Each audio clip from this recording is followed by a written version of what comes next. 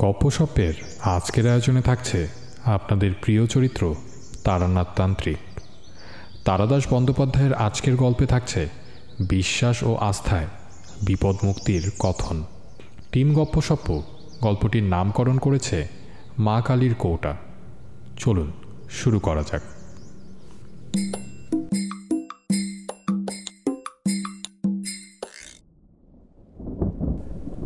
তারানাথ ভালো গল্প বলতে পারলেও খুব মিশুক লোক ছিল না।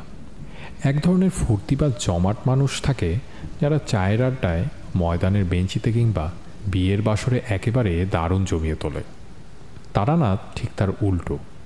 লোক দেখলে সে গুটিয়ে যায়, বিশেষ করে নিজের কথা সে কিছুতেই বলতে চায় না। কিন্তু আমাদের সহানুভূতির ছোঁয়ায় তারানাথের বন্ধ মনের দরজা অনেকখানি খুলে গিয়েছিল, অবশ্য সেটা কেবল আমাদের কাছে। ইদানিং হাত দেখানো বা কোষ্ঠী বিচারের খদ্দের প্রায় নেই বললেই চলে। বন্ধুও কেউ নেই। সারাদিন একাকিত্ব ভোগ করার পরে মাঝে মাঝে বিকেলের দিকে আমরা হাজির হলে তারানাথের মুখ উজ্জ্বল হয়ে উঠত। মানুষটা গল্পের খনি। আমরা নানাভাবে খুঁচিয়ে তার কাছ থেকে গল্প আদায় করতাম। তার মতের বিরোধিতা করলে তারানাথ রেগে যেত। আমি আর কিশোরী গল্পের লোভে হঠাৎ তার কথার মাঝখানে হো হো করে হেসে উঠে বলতাম, বাহ, তা কখনো হয় নাকি? তারানাথ চটে গিয়ে বলতো, হয় না, এই শোনো তবে। এভাবেই একটা নতুন গল্প শুরু হয়ে যেত। সেদিন সকাল থেকে টিপটিপ বৃষ্টি হচ্ছে। জামা কাপড়, রুমাল, এমনকি মনের ভেতরটা অবধি ভিজে স্যাঁতস্যাঁতে হয়ে রয়েছে। অন্যদিন অফিস ছুটির পর বলাইবাবু কিংবা হরিমিত্তিরের সঙ্গে মোড়ের দোকানে চা খেতে খেতে রাজনীতি, জিনিসপত্রের অগ্নিমূল্য অথবা বাঙালি কি ছিল আর কি হয়েছে এইসব বিষয়ে গভীর আলোচনা করে আনন্দ পেয়ে থাকি। কিন্তু আজ আর সেসব ইচ্ছে করল না। অফিস থেকে বেরিয়ে তারানাথের বাড়ির দিকে হাঁটা শুরু করলাম। পৌঁছে দেখি কিশোরী সেন আমার আগেই এসে বসে আছে। আমাকে দেখে বলল, এই যে, এসো হে, তোমার জন্যই বসে আছি। হেসে বললাম, কি করে জানলে আমি আসব? ওর জন্য কি আর মন্ত্রতন্ত্র জানতে হয় নাকি? আজ এমন বাদলা করেছে যাকে বলে আড্ডার মেজাজ, না এসে যাবে কোথায়? তারানাথের জন্য এক প্যাকেট পাসিং শো কিনে এনেছিলাম। তাকে দিয়ে বললাম, আজ একটা ভালো গল্প হবে নাকি? তারানাথ হাত বাড়িয়ে প্যাকেটটা নিল বটে, কিন্তু তার মুখে বিশেষ প্রফুল্লতা দেখলাম না। বিরস মুখে সে বলল, না, তোমাদের কাছে গল্প বলতে ইচ্ছে করে না। তোমরা আমার গল্প অবিশ্বাস করো। কিশোরী বলল, কই, সব গল্প তো অবিশ্বাস করি না। নেহাত যেগুলো একেবারেই বিশ্বাস করবার মতো নয় সেগুলো বাদে। তারা চটে উঠতে যাচ্ছিল। আমি কথার মোড় ঘোরাবার জন্য বললাম, কিশোরীর কথা ছেড়ে দিন। আসল কথা হচ্ছে, আপনার গল্প যদি সত্যি হয় তাহলে আমরা বিশ্বাস করলেই বা কি, আর না করলেই বা কি। সত্য কারো মতামত নির্ভর নয়। তারানাথ কিঞ্চিত শান্ত হয়ে একটা সিগারেট ধরিয়ে বলল, এই যে বিশ্বাসের কথা বললে না, বিশ্বাসে সত্যিই অনেক কিছু ঘটায়, সাধারণ বুদ্ধিতে যার ব্যাখ্যা করা যায় না। কিশোরীর ঘাড়ে আজ দুর্গ্রহ ভর করেছিল।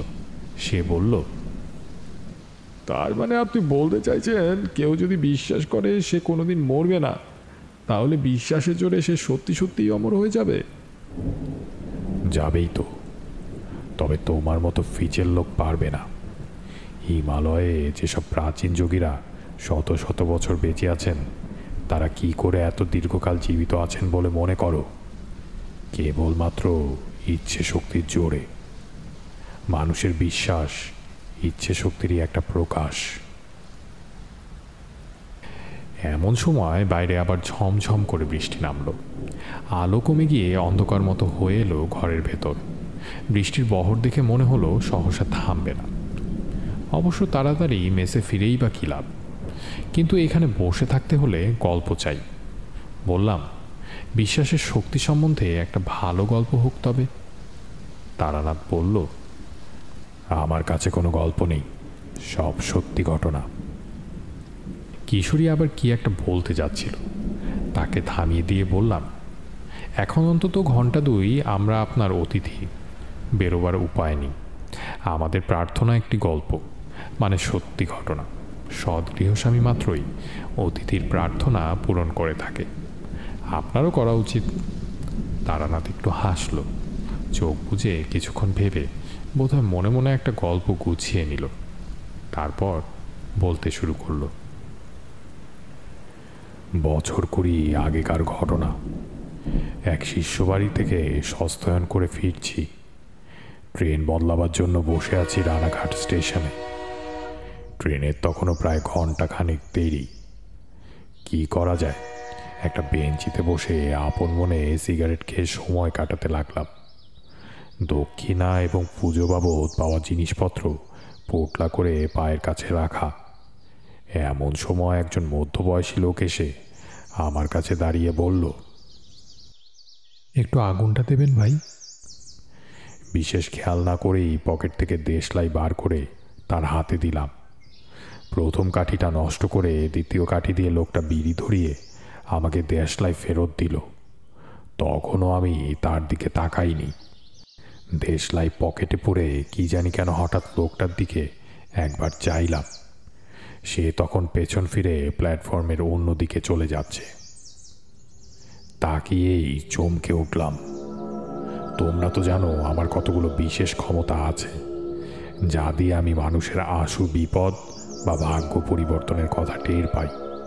পেছন থেকে তাকিয়ে আমি লোকটার শরীর ঘিরে একটা কালো ছায়া দেখতে পেলাম, যেন একটা কালো মসলিনের ঘেরাটোপের মধ্য থেকে লোকটা চলাফেরা করছে।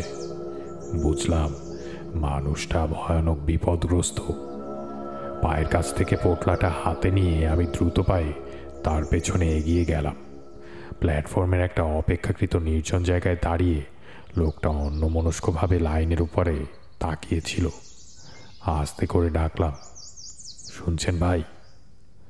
ভদ্রলোক ভয়ানক চমকে উঠে আমার দিকে তাকালেন। দেখলাম বছর 40 বয়সের একজন মানুষ। উদ্বেগে ও চিন্তায় মুখ শুকিয়ে গিয়েছে। গালে 5-6 দিনে না কামানো খোঁচা খোঁচা দাড়ি, শার্টের একটা বোতাম ভুল ঘরে লাগানো। ভদ্রলোক বিস্মিত গলায় বললেন, আমাকে কিছু বলছেন কি? একটু বিপদে পড়লাম। কেন রেখেছি তা ভদ্রলোককে কিভাবে বলা যায়? একজনকে তো আর হঠাৎ করে বলা যায় না, ও মশাই আপনার খুব বিপদ, কারণ আপনার চারদিকে একটা কালো ছায়া দেখা যাচ্ছে। সময় নেবার জন্য বললাম, আপনার সঙ্গে কয়েকটা কথা ছিল, একটু এদিকে আসবেন? কিন্তু আপনাকে তো ঠিক না, আমাকে আপনি চেনেন না। আসুন, ওই চায়ের দোকানটায় একবার চা খেতে খেতে গুছিয়ে বলছি। আমি যা বলতে চাই এক কথায় বলা সম্ভব না। যে কারণেই হোক এই সময় চায়ের স্টলে বিশেষ ভিড় ছিল না। ভদ্রলোককে একটা বেঞ্চিতে বসিয়ে 2 কাপ চায়ের অর্ডার দিলাম। ভদ্রলোক উসখুস করছিলেন। বললেন, কই, কি বলবেন বলছিলেন? কি ব্যাপার বলুন তো? কোনো ভূমিকা না করেই বললাম, আমি একটু আধটু জ্যোতিষ ইত্যাদি চর্চা করি। আপনি যখন আমার কাছে দেশলাই চাইলেন, আমার হঠাৎ কেন যেন মনে হলো আপনার খুব বিপদ। সত্যি কি তাই? আমাকে খুলে বললে আমি হয়তো আপনার কাজে লাগতে পারি। আমার বিশেষ ক্ষমতার কথাটা আর বললাম না। প্রথমেই সে কথা বললে আমাকে হয় পাগল নয়তো ঠগ মনে করবে। ভদ্রলোক একটু সন্দিগ্ধ চোখে আমার দিকে তাকিয়ে আছেন।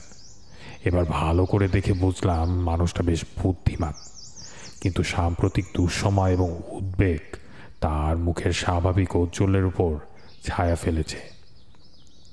আজকাল সময় খারাপ, নানা রকম ধান্দাবাজ লোক চারদিকে ঘুরছে।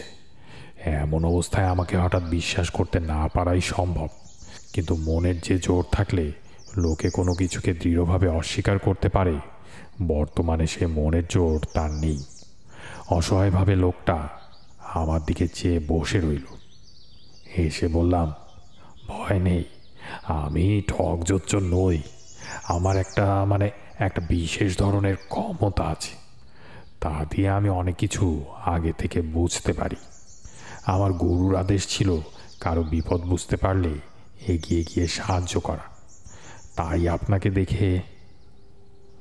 ভদ্রলোক সামান্য কাঁপা কাঁপা গলায় বললেন, কি ধরনের বিশেষ ক্ষমতা? আমি বললাম, এই যেমন ধরুন, আপনাকে দেখে বুঝতে পারছি আপনার জন্ম চৈত্র মাসে 7 থেকে 10 তারিখের মধ্যে। আপনার নামের আদ্যক্ষর ক। গত 3-4 দিনের মধ্যে আপনি বেশ বড় রকমের একটা অগ্নিভয় থেকে রক্ষা পেয়েছেন। আর ভদ্রলোকের চোখ বিস্ফারিত হয়ে উঠেছিল। বললেন, আর কি বলবো? দুর্বল স্বরে ভদ্রলোক বললেন, বলুন। গত বছর আপনার কর্মস্থলে আপনাকে নিয়ে যে গোলমাল হয়েছিল তাতে বিচারে আপনি রেহাই পেয়ে গেলেও দোষটা কিন্তু আপনারই ছিল, তাই না? ভদ্রলোক মাথা নিচু করে শুনছিলেন। মুখ তুললে দেখলাম তার চোখে জল। আস্তে আস্তে বললেন, আগে হ্যাঁ, দোষ আমারই ছিল। কেউ জানে না সে কথা, আমার স্ত্রীও না। কিন্তু বিশ্বাস করুন, নিতান্ত বাধ্য হয়ে। বললাম, 3000 টাকা, ঠিক তো? ভদ্রলোক একবার কেঁপে উঠলেন। আগে হ্যাঁ, আপনি সবই জানতে পেরেছেন দেখছি। আপনার ক্ষমতায় আর আমি অবিশ্বাস করছি না।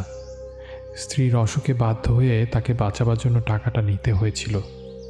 ভেবেছিলাম কেউ টের পাবার আগেই দেশের জমি জমা বিক্রি করে আবার পুড়িয়ে দেব, কিন্তু তার আগেই অডিট বসল।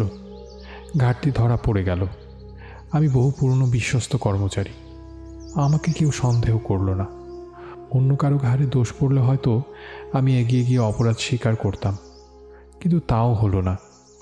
যথেষ্ট প্রমাণের অভাবে টাকাটা বাজে খরচের খাতে লিখে রাখা হলো।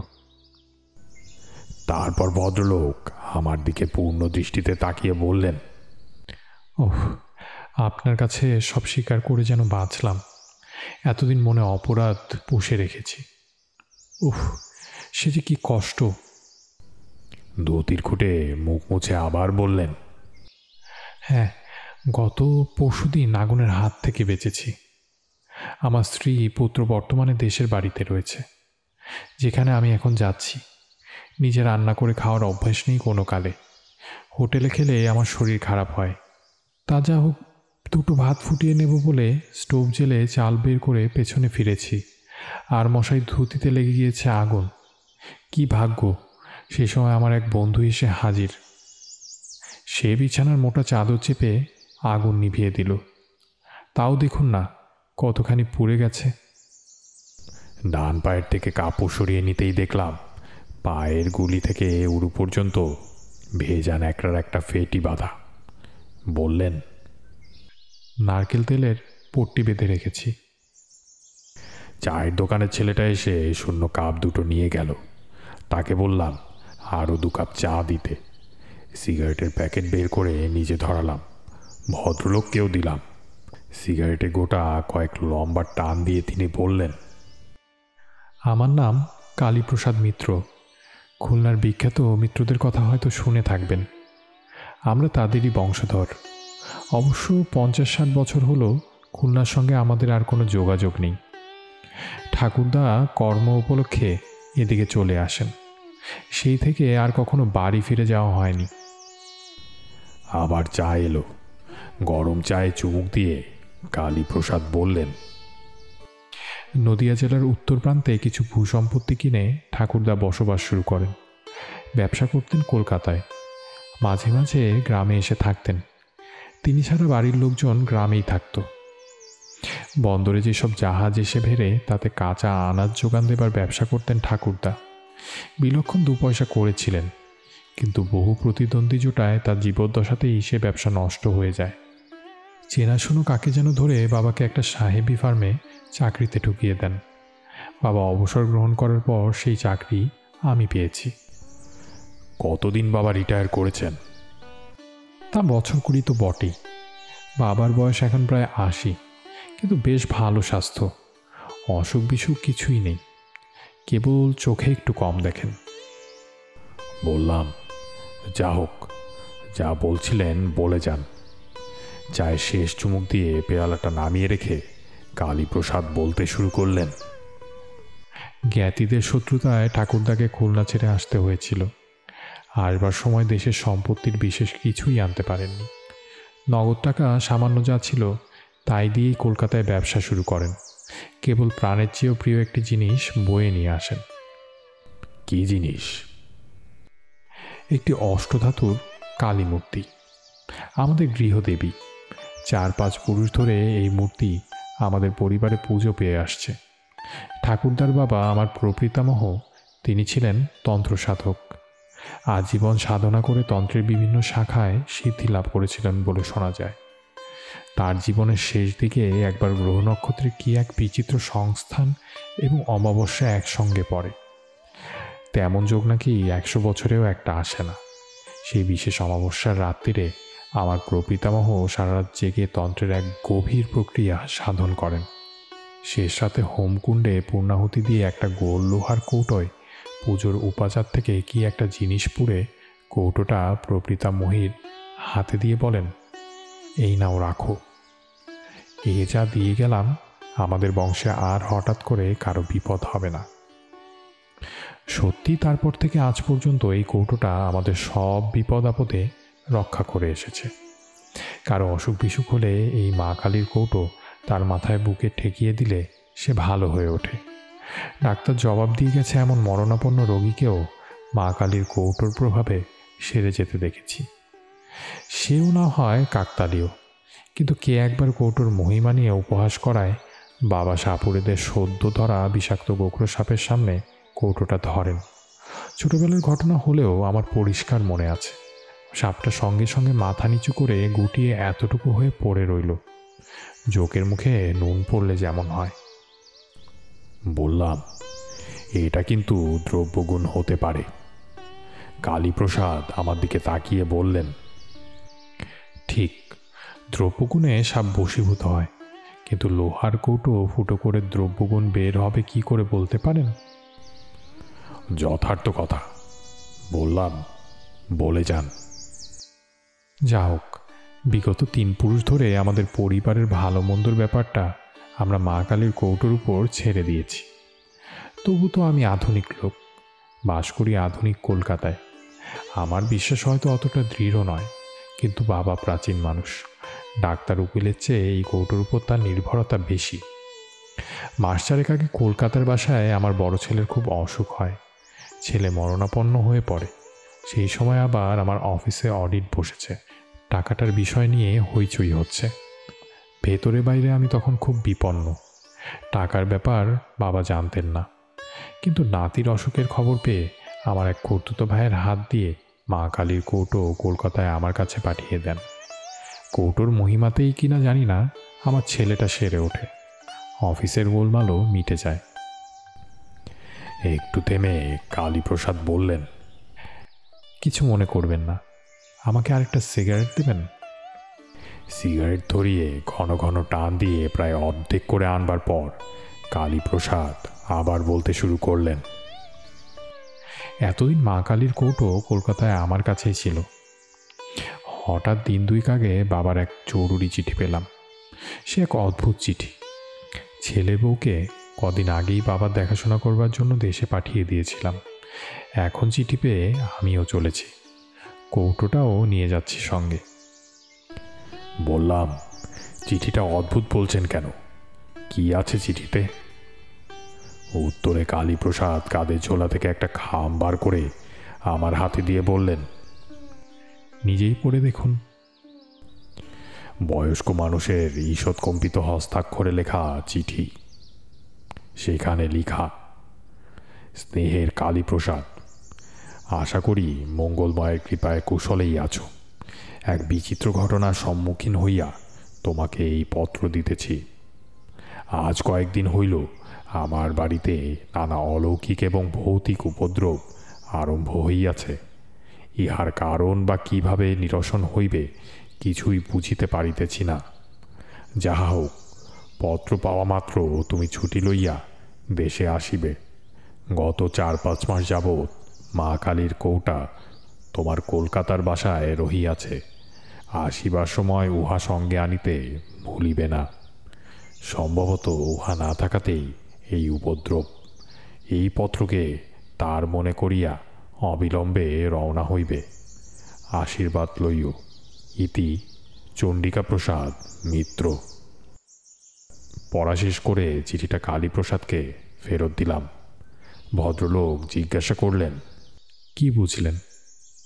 হ্যাঁ, রহস্যময় চিঠিই বটে। কি অলৌকিক ব্যাপার কিছু আন্দাজ করতে পারছেন?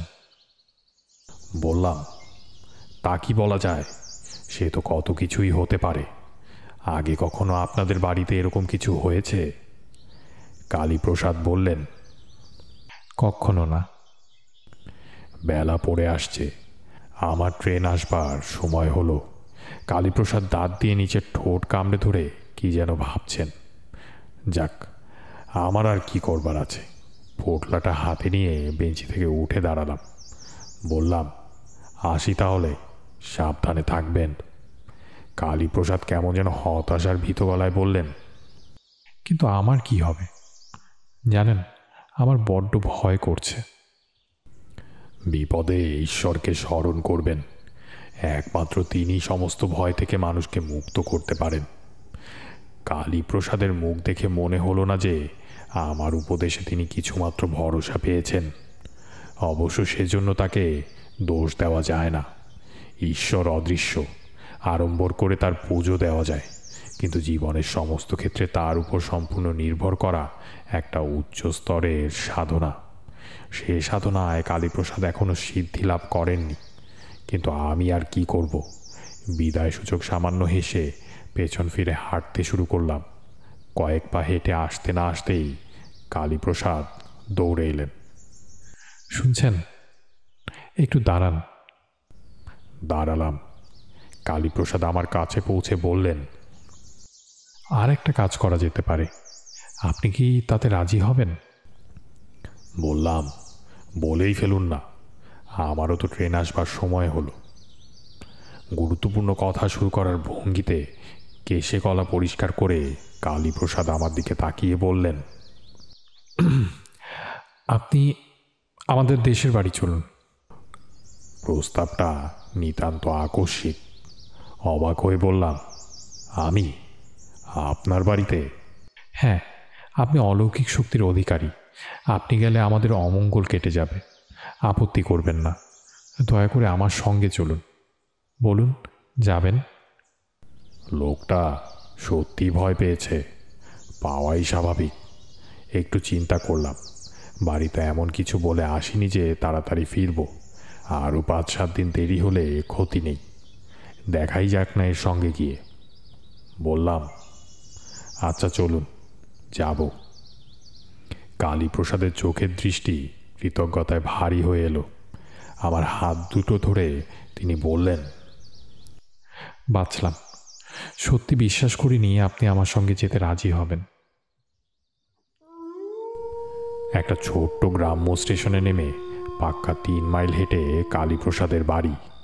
গ্রামে যখন ঢুকলাম তখন রাত্রি প্রায় 8টা। পল্লীগ্রামের তুলনায় শেষ রাত। কৃষ্ণপক্ষের সুমুখ অন্ধকার রাত্রির। পঞ্চমীর রাঙাচাঁদ পূব দিগন্তের নিচ থেকে চালতে গাছের পেছন দিয়ে এক অলৌকিক গোলকের মতো উঠে আসছে। গ্রামের প্রায় শেষের দিকে আমজাম গাছে ঘেরা নির্জন বাড়ি, পাঁচিল দিয়ে ঘেরা।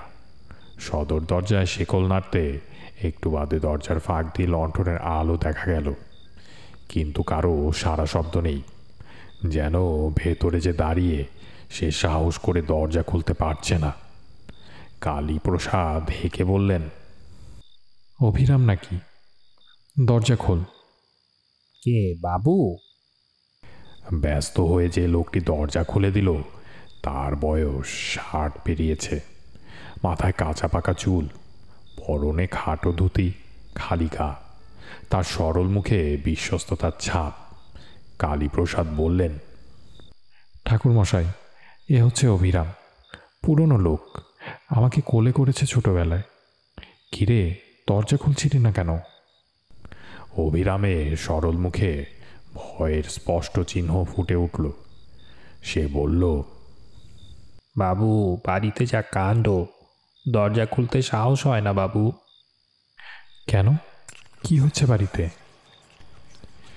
এর উত্তর অভিরামের দিতে হলো না। আমাদের পেছনে আমবাগানে অন্ধকারের মধ্যে গাছের পাতার সরসর শব্দ উঠল, যেন গাছের একটা ডাল ধরে কেউ খুব জোরে ঝাঁকাচ্ছে।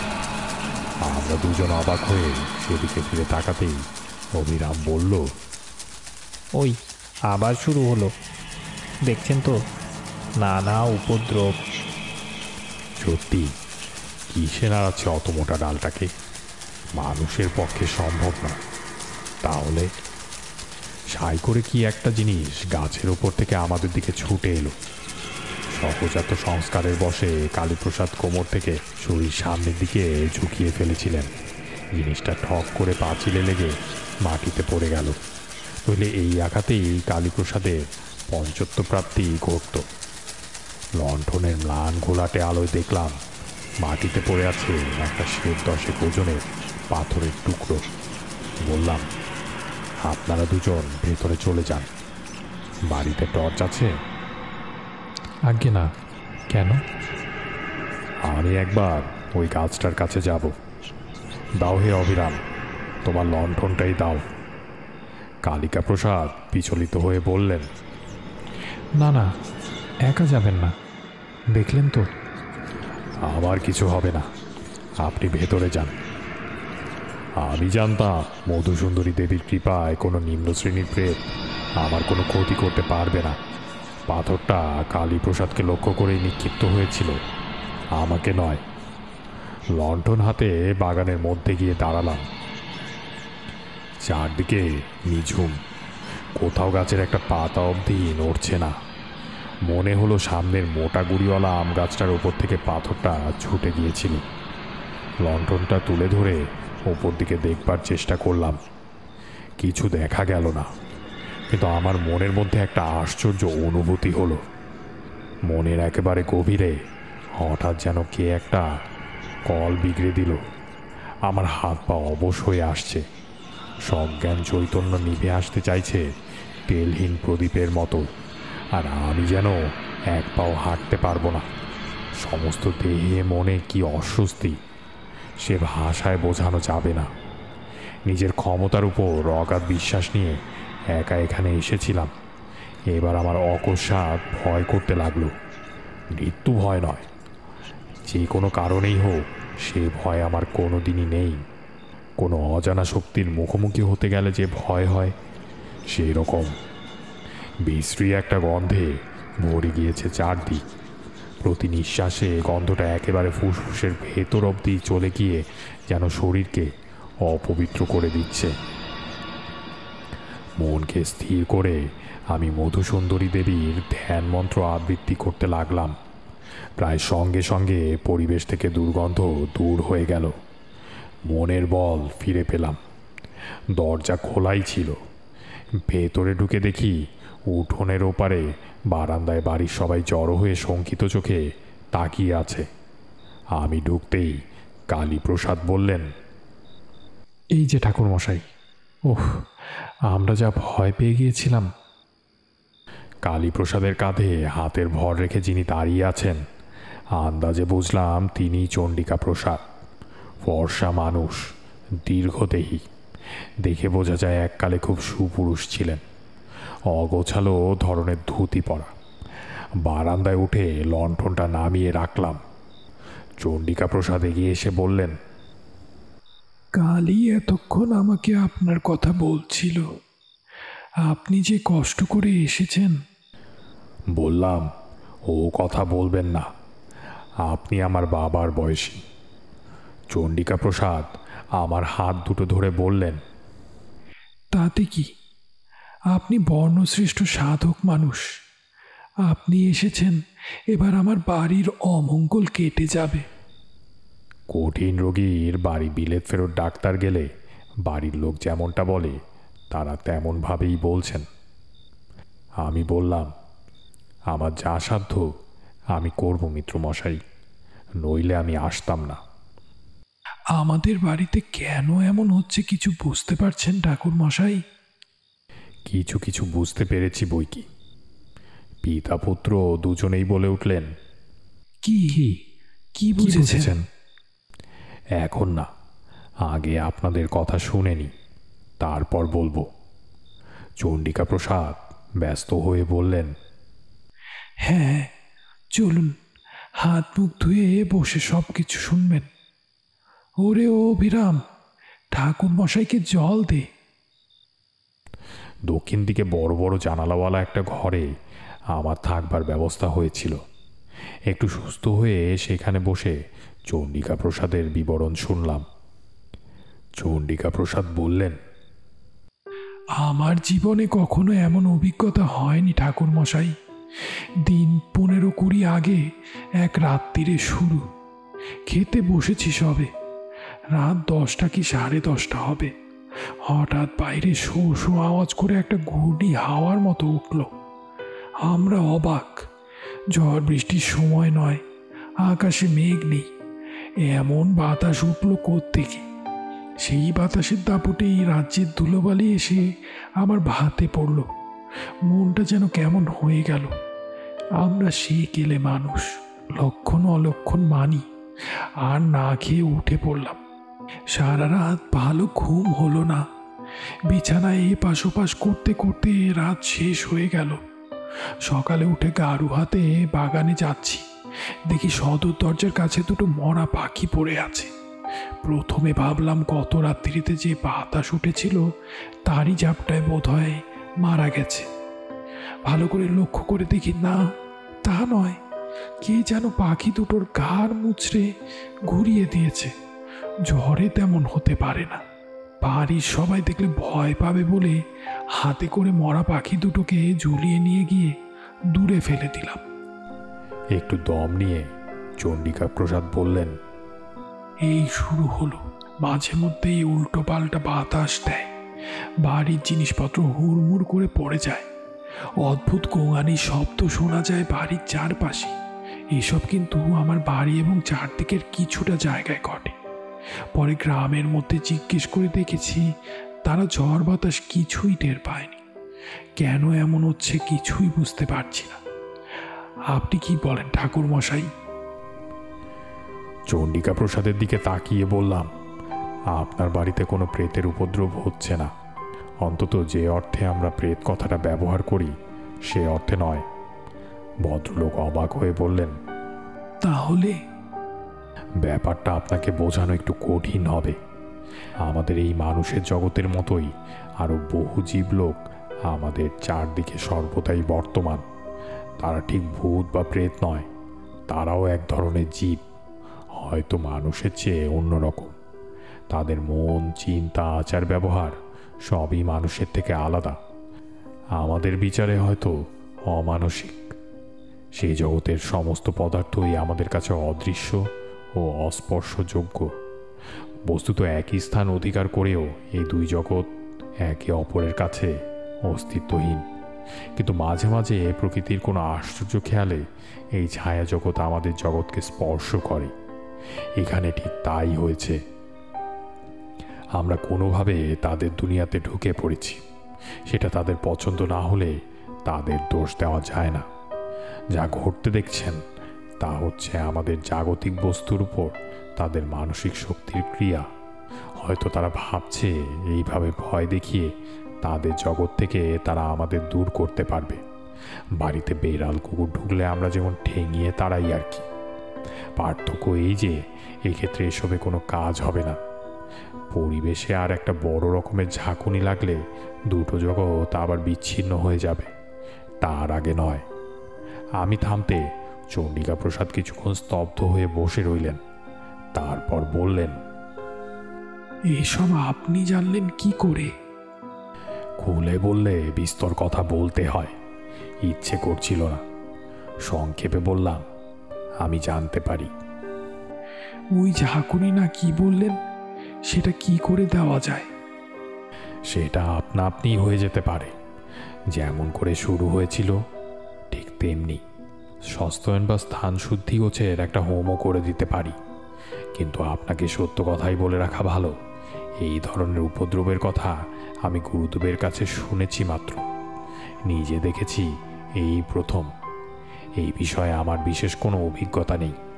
আমার হোমে কতদূর কাজ হবে জানি না। চন্দ্রিকা প্রসাদ কি যেন ভাবলেন, তারপর বললেন, তা হোক, আপনি হোমের আয়োজন করুন। আর একটা কথা, যদি কিছু মনে না করেন। না, বলুন আপনি।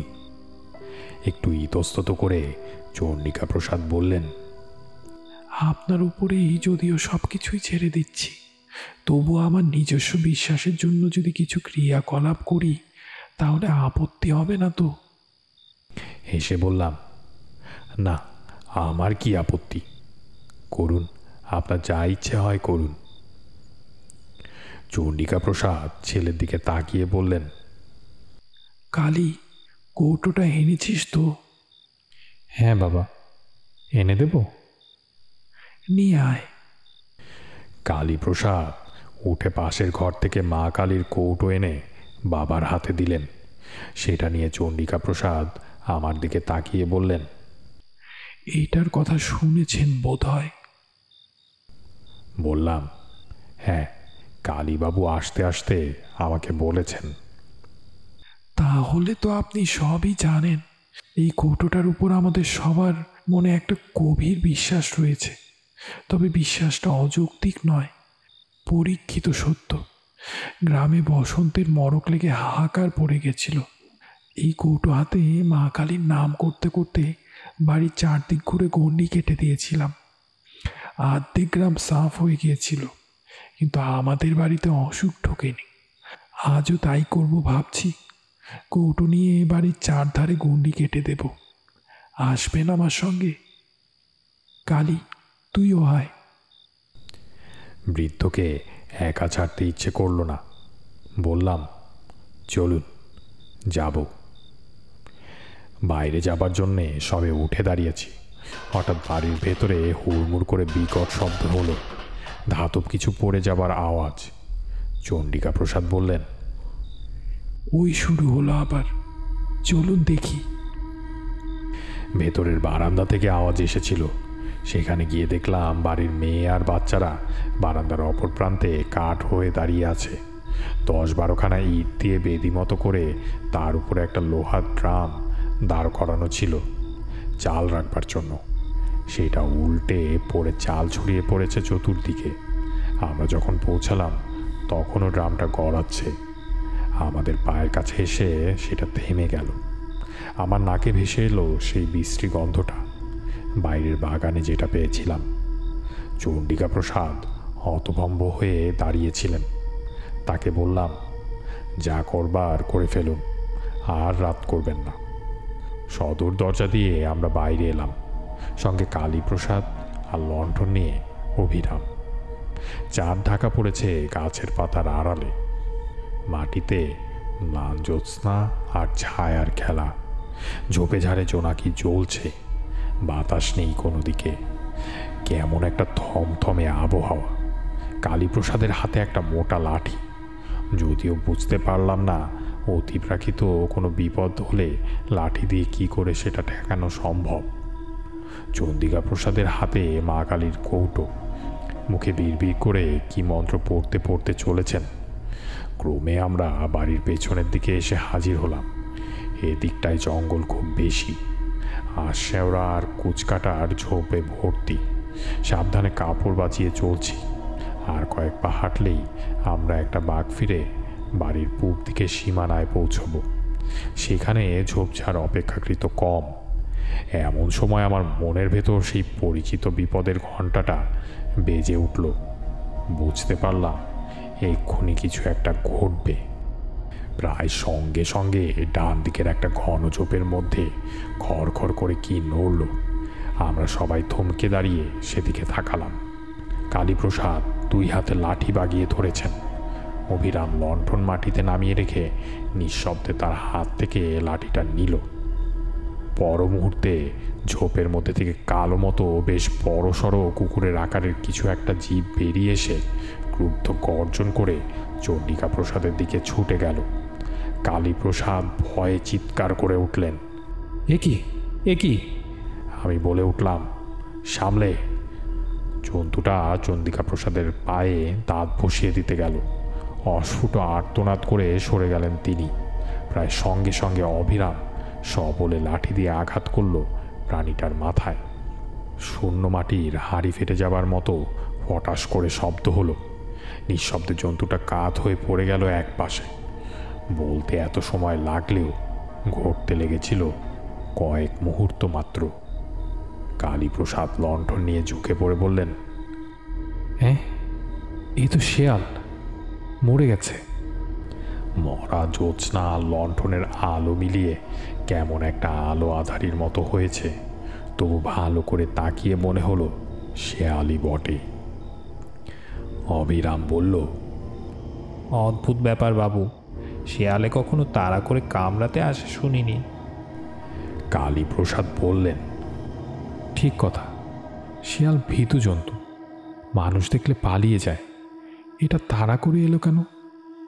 চন্ডিকা প্রসাদ বোধহয় নিজেকে সান্ত্বনা দেবার জন্য বললেন, পাগলা শিয়াল হবে, নইলে আর কি। যা হোক, চলো, অন্ধকারে দাঁড়িয়ে থাকা উচিত নয়। এদিকে গৃহপ্রদক্ষিণের একটা ফল কিন্তু হাতে হাতে দেখতে পেলাম। সে রাত্রির থেকে বাড়ির ভেতর উপদ্রব বন্ধ হয়ে গেল। সারা রাত সজাগ হয়ে শুয়ে রইলাম। কাশির শব্দ শুনে টের পাচ্ছিলাম চন্ডিকা প্রসাদও জেগে রয়েছেন, কিন্তু সে রাতে আর কোনো উপদ্রব হলো না। পরের দিন সমস্ত ব্যাপারটা অদ্ভুতভাবে মিটে গেল। যে কথা বলার জন্য এই গল্পের অবতারণা। আমাকে আর যজ্ঞ করতে হয়নি। এই ঘটনায় আমার ভূমিকা ছিল শুধুই দ্রষ্টার। মরা শেয়ালটার পা ধরে টেনে অবিরাম দূরে আমবাগানের ওপাশে একটা পতিত জমিতে ফেলে দিয়ে এসেছিল। রাত্রিরেও কোনো উপদ্রব হয়নি। সকালে উঠে দেখলাম বেশ প্রসন্ন সূর্যের আলোয় চারদিক ভরে গেছে। চন্ডিকা প্রসাদের সঙ্গে নানা বিষয়ে আলাপ করে দিনটা কেটে গেল। ভদ্রলোক সেকেলে মানুষ হলেও হিন্দু শাস্ত্রের বিভিন্ন দিক নিয়ে বেশ পড়াশোনা করেছেন। দুপুরে সুন্দর দিবানিদ্রা দিয়ে যখন উঠলাম, তখন বিকেলের রোদ মিলিয়ে গিয়ে ছায়া গাঢ় হয়ে এসেছে। বাইরের তক্ত বসে বসে চন্ডিকা প্রসাদ হুকোয় টান দিচ্ছিলেন। সেখানে গিয়ে বসলাম। গাঢ় হাতে কালীপ্রসাদ উঠোন পেরিয়ে বাড়ির বাইরের বাগানের দিকে চলে গেলেন। চন্ডিকা প্রসাদ ডেকে বললেন, কালী, চট করে সেরে আয়, একসঙ্গে বসে ঠাকুর মশাইয়ের যজ্ঞের ফর্দটা করে ফেলা দরকার। এই আসছি বলে কালীপ্রসাদ বেরিয়ে গেলেন। সকালের আলোচনার খেই ধরে চন্ডিকা প্রসাদ বললেন, হ্যাঁ, সকালে যে কথা হচ্ছিল, নিষ্ঠা এবং সদ্গুরুর প্রয়োজন আছে ঠিকই, কিন্তু মন্ত্রোচ্চারণের যথার্থতার উপরে এই অনুষ্ঠানের সাফল্য নির্ভর করে। মন্ত্রের প্রত্যেক অক্ষরের একজন অধিষ্ঠাত্রী দেবী আছেন। সঠিক উচ্চারণ না হলে তারা কুপিত হন। বাড়ির ভেতর থেকে গরম ভাজা পরোটা আর আলু ভাজা এলো। খেতে খেতে গল্প চলল। যখন সন্ধে উতরে অন্ধকার বেশ ঘন হয়ে উঠেছে, সে সময় অবিরাম এসে জিজ্ঞাসা করল, কর্তামশাই, ছোটবাবু কোথায়? মা ঠাকুরন ডাকছেন। চন্ডিকা প্রসাদ বললেন, কে? কালী তো? তাই তো, কালী ফেরেনি? সে কি? হঠাৎ আমার খেয়াল হলো কালীপ্রসাদ বহুক্ষণ হলো বাগানে গিয়েছেন বটে। ছোট বড় কোনো প্রাকৃতিক আহ্বানে সাড়া দিতেই এতক্ষণ লাগতে পারে না। দু এক মুহূর্তের ভেতর ব্যাপারটা সম্যক উপলব্ধি করে আমরা লাফিয়ে উঠলাম। চন্ডিকা প্রসাদ কেমন অবরুদ্ধ গলায় বললেন, অবিরাম, আলো আর লাঠি নিয়ে আয়, তাড়াতাড়ি। বাড়ি থেকে বেরোচ্ছি। চন্ডিকা প্রসাদ বললেন, ওই যা, দাঁড়ান, এক্ষুনি আসছি। তিনি আবার বাড়ির মধ্যে ঢুকে গেলেন। মিনিট খানিক বাদে বেরিয়ে এলে বুঝলাম আমার আন্দাজ ঠিকই ছিল। তার হাতে মা কালীর কৌটো। এটি আনতেই তিনি ফিরে গিয়েছিলেন। আম বাগানে পা দিতেই বুঝলাম এ বাড়ির ওপর থেকে দুর্ভাগ্যের কালো ছায়া একেবারে মিলিয়ে যায়নি। সমস্ত পরিবেশে ছেয়ে আছে একটা বিকট গন্ধ। গতকাল এসে যেটা পেয়েছিলাম, বিকেলবেলা মনের মধ্যে যে প্রসন্নতা জেগে উঠেছিল তা কোথায় বিলীন হয়ে গেল। লণ্ঠন হাতে অবিরাম আগে আগে চলছে। সে ডাকছে, ছোট বাবু গো, ও ছোট বাবু। চণ্ডিকা প্রসাদ ডাকছেন, কালী, ও কালী। আমার বুক গুড় করছে। আজ সন্ধেটা ভালো নয়, একদম ভালো নয়।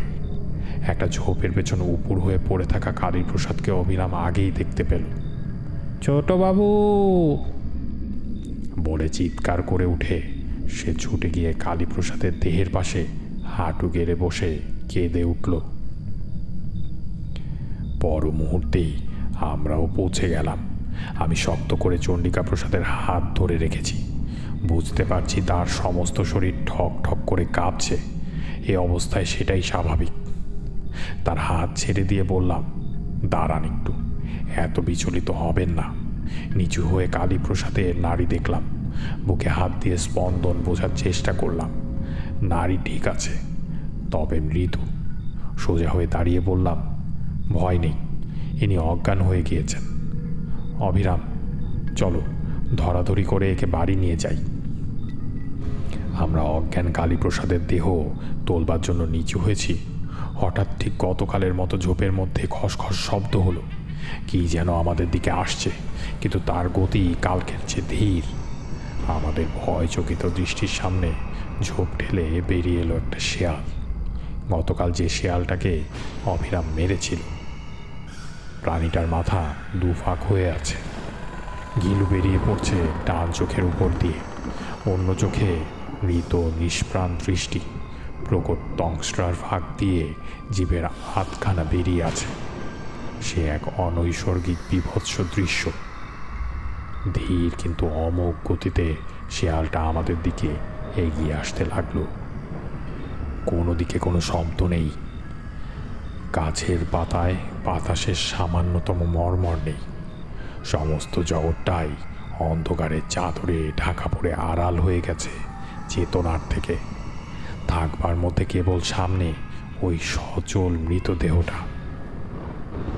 হঠাৎ অনুভব করলাম আমার পাশে চণ্ডিকা প্রসাদের নিঃশ্বাস দ্রুত হয়ে উঠেছে। তাকিয়ে দেখলাম তার বার্ধক্যে স্তিমিত চোখ কি এক আগুনে জ্বলছে। মুখের ভঙ্গিতে ভয় নেই, আছে প্রবল ক্রোধ।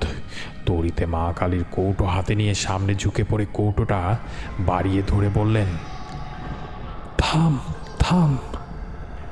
সচল মৃতদেহ স্থাণু হয়ে গেল। আবার সোজা হয়ে দাঁড়িয়ে কৌটো শুদ্ধ হাত মাথার উপর তুলে চিৎকার করে চণ্ডিকা প্রসাদ বললেন, মা কালীর নামে বলছি, আমাদের বাড়ির সব বিপদ দূর হয়ে যাক।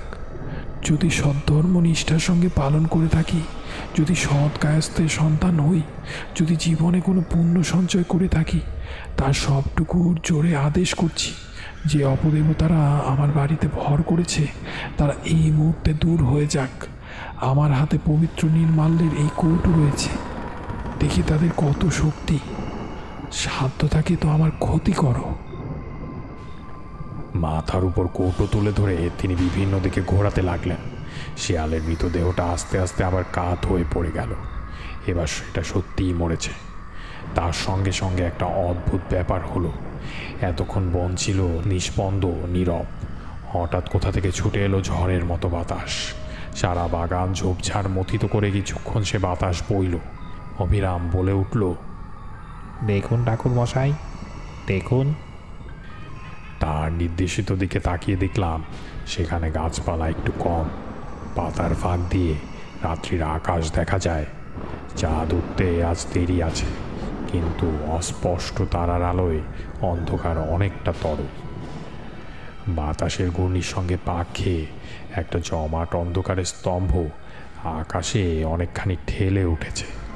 অন্ধকারের উপাদানে তৈরি অমানুষী এক আকৃতি। পরিচিত কিছুর সঙ্গে তার কোনো মিল নেই। সমস্ত পরিবেশ থেকে চণ্ডিকা প্রসাদের বাড়ির ওপর থেকে, আম বাগান থেকে বাতাসের সঙ্গে উঠে যাচ্ছে গুঁড়ো গুঁড়ো অন্ধকার।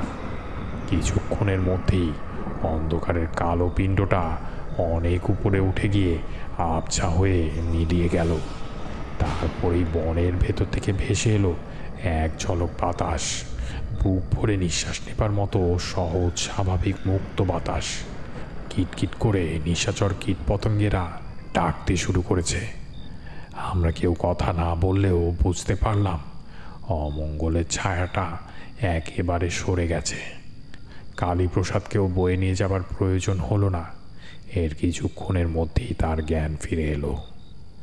বাগান থেকে ফেরবার মুখে শেয়ালটা এসে ওর সামনে দাঁড়িয়েছিল। ভদ্রলোক স্নায়ুর উপর চাপ সহ্য করতে পারেননি। ফেরবার সময় চণ্ডিকা প্রসাদ বললেন, দেখলেন মা কালীর কৌটোর গুণ? ব্যাটাকে তাড়িয়ে দিলাম। বললাম, তা বটে। তারানাথ থামল। কিশোরী বলল, কিন্তু এ তো মন্ত্রশক্তি বা দ্রব্যগুণের গল্প। এতে বিশ্বাসের শ্রেষ্ঠত্ব কি প্রমাণিত হয়? তারানাথ বলল, হয়। পরের দিন নির্জনে বসে কালীপ্রসাদের সঙ্গে গল্প করছিলাম। কালীপ্রসাদ বললেন, বাবা বিশ্বাসের জোরে আমাদের বিপদ দূর করে দিলেন। বললাম, কেন, মা কালীর কৌটোর গুণও আছে বলতে হবে? ম্লান হেসে কালীপ্রসাদ বললেন, দাঁড়ান, একটা জিনিস দেখাই আপনাকে। একটু পরে হাতে করে মা কালীর কৌটোটা নিয়ে ঘরে ঢুকলেন ভদ্রলোক এবং আমার বিস্মিত দৃষ্টির সামনে ঢাকনাটা খুলে ফেললেন। বাধা দিয়ে বলে উঠলাম, ও কি করছেন? মন্ত্রপুত নির্মাল্য খুলতে নেই, ওতে গুণ নষ্ট হয়ে যায়। কিছু না বলে কালীপ্রসাদ বিছানার উপর কৌটোটা উপর করে ধরলেন। ভেতরে যা ছিল চাদরের উপর ছড়িয়ে পড়ল।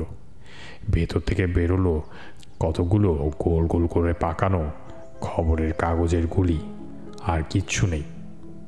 অবাক হয়ে বললাম, এ কি, নির্মাল্য কই? কালীপ্রসাদ বললেন, নেই। তার মানে? কালীপ্রসাদ মাথা নিচু করে বললেন, মানে আসল কৌটো অনেকদিন আগেই হারিয়ে গেছে। এটা নকল। ছেলের অসুখের সময় কলকাতায় নিয়ে যাবার পথে কোথাও পড়ে যায়। বাবা শুনলে অনর্থ করবেন এই ভয়ে শিশি বোতলওয়ালার কাছ থেকে 2 পয়সা দিয়ে এই কৌটোটা কিনি। বাবা আজকাল চোখে কম দেখেন, তাকে ঠকানো সহজ। কাজেই বুঝতে পারছেন, যা হয়েছে তা বাবার বিশ্বাসের জোরেই হয়েছে। আর কেউ জানে না এই কথা? শুধু আপনার বৌমা, আমার স্ত্রী, অন্য কেউ না। বাবার বয়স হয়েছে, আর কদিন বা বাঁচবেন? খামোখা কেন তাকে দুঃখ দিই? তারানাথ থামল। ঘরের মধ্যে স্তব্ধতা। বাইরেও বৃষ্টি ধরে এসেছে। একটা নিঃশ্বাস ফেলে কিশোরী বলল, গল্পটা বেশ। গল্প বানানোয় আপনার একটা স্বাভাবিক দক্ষতা আছে। সিগারেট ধরাতে গিয়ে তারানাথ জ্বলন্ত চোখে কিশোরীর দিকে তাকালো। আমি ব্যাকুল হয়ে উঠে দাঁড়িয়ে কিশোরীর হাত ধরে টানলাম। ওঠো হে, আবার বৃষ্টি এলে বাড়ি ফেরা মুশকিল হয়ে পড়বে।